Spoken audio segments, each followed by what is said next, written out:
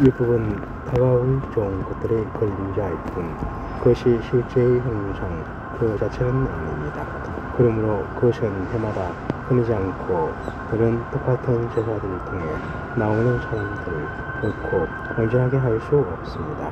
그렇게 할 수 있다면 바치는 일이 거치지 않았겠습니까? 왜냐하면 정결한 사람들이 단번에 정결케 돼 더 이상 죄를 의식하는 일이 없어질 것이기 때문입니다. 그러나 이 제사들에는 해마다 죄를 생각나게 하는 것이 있습니다.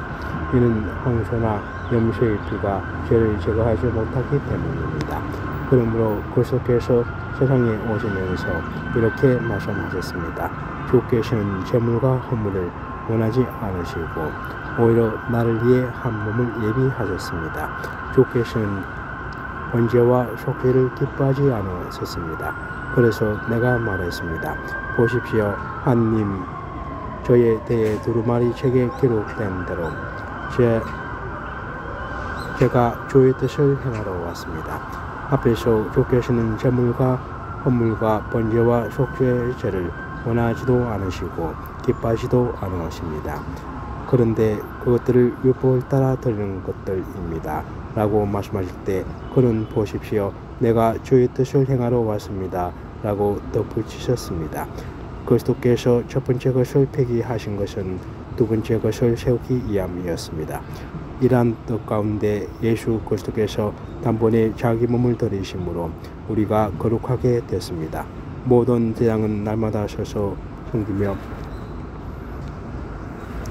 반복해 똑같은 제사를 드립니다.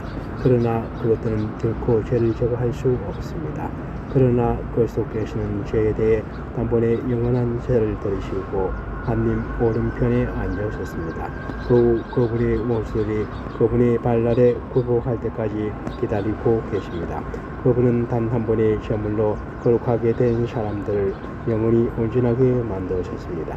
그런데 성령께서도 우리에게 증언하십니다. 말씀하시기를 이것은 그날 후에 내가 그들과 맺을 언약이다.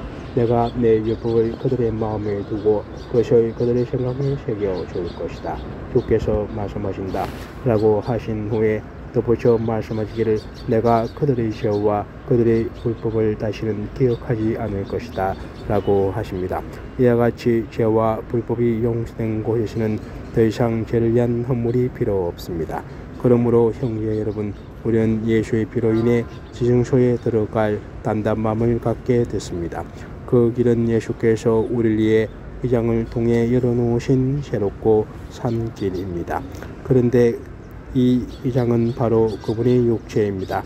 또한 우리에게는 하나님의 집을 다스리는 위대한 제장이 계십니다.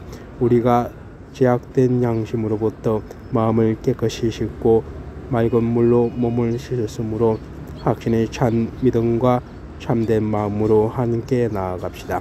우리가 고백하는 소망의 믿음을 단단히 붙잡읍시다. 이는 약속하신 분이 신실하시기 때문입니다. 또한 우리는 사랑과 선한 일들을 격려하기 위해 주로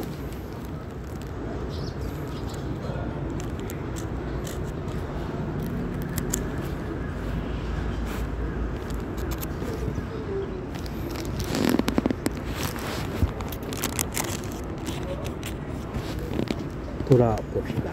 어떤 사람들의 습관과 같이 우리들 스스로 모이는 일을 소홀히 하지 말고 오히려 서로 권면합시다. 또한 그들이 다가오는 것을 볼수록 또 그렇게 합시다. 만일 우리가 진리에 대한 지식을 받아들인 후에 예대로 죄를 지면 속죄하는 제자가 더 이상 남아있지 않습니다.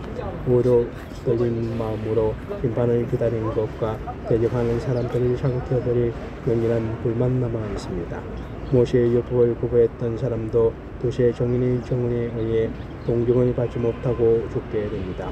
하물며 하나님의 아들을 짓밟고 자기를 거룩하게 한 언약의 피를 부정하게 여기고 언의 성령을 모독한 사람이 당연히 받을 형벌이 얼마나 더 가혹하겠는가를 생각해 보십시오.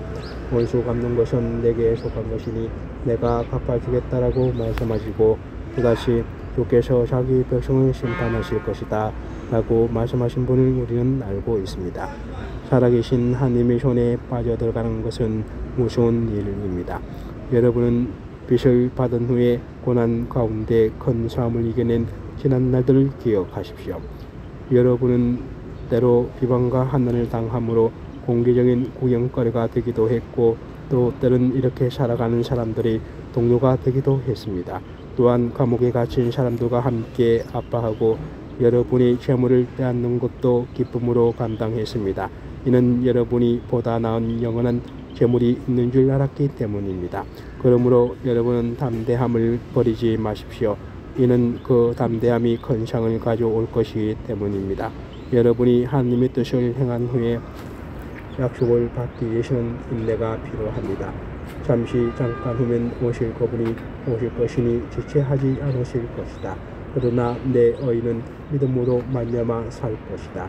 누구인지 뒤로 물러서면 내 영이 그를 기뻐하지 않을 것이다. 그러나 우리는 뒤로 물러나 멸망에 이르는 사람들이 아니라 믿음을 갖고 생명을 얻을 사람들입니다.